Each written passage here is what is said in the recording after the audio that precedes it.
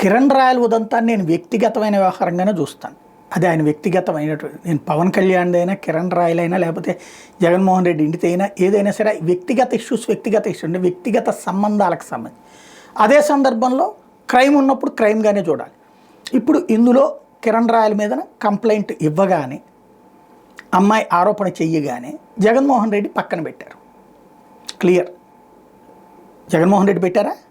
కాదు కదా, పవన్ కళ్యాణ్ పక్కన పెట్టారు. మరి అదే జగన్మోహన్ రెడ్డి ఇప్పటికీ కూడా ఇంటర్వ్యూలు ప్రెస్ మీట్లు పెట్టి మరి ఎవరైతే దువ్వాడ ఏం జరుగుతోంది, స్టేట్మెంట్ల మీద స్టేట్మెంట్లు, నిజంగా వాళ్ళ వ్యక్తిగత వ్యవహారమే. కానీ ఏం చేస్తున్నారు వాళ్ళు?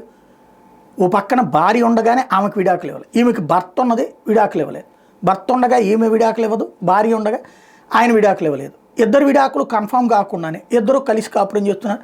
చట్టం ఇప్పుడు వెసులుబాటు కల్పించింది కాబట్టి నడుస్తోంది సహజీవనం అన్నటువంటి. అయితే బయటకు వచ్చి ఇంటర్వ్యూలు వీటన్నిటి విషయంలో ఈ రోజు వరకు చర్య తీసుకోలేదు పార్టీ. సరే, ఇన్ఛార్జిని మార్చారు, బాగానే ఉంది. కానీ పార్టీ పరంగా ఆయన నువ్వు పార్టీ కార్యకలాపాలకు దూరంగా ఉండని చెప్పట్లేదు. ఎందుకు? దానివల్ల ఏమొరిగింది పార్టీకి ఆయన వల్ల? అదే సందర్భంలో ఇక్కడ పవన్ కళ్యాణ్ మొన్న జానీ మాస్టర్ విషయంలో వచ్చిన, లేకపోతే ఇప్పుడు ఈ విషయంలో వచ్చిన, వాళ్ళు నిందితులా నేరస్తులా లేకపోతే ఏదనేది పక్కన పెడితే ముందు విచారణ, అప్పటిదాకా పార్టీ కార్యకలాపాలకు దూరంగా ఉండమని చెప్పడం. ఇది ఒక బాధ్యతాయుత తత్వం.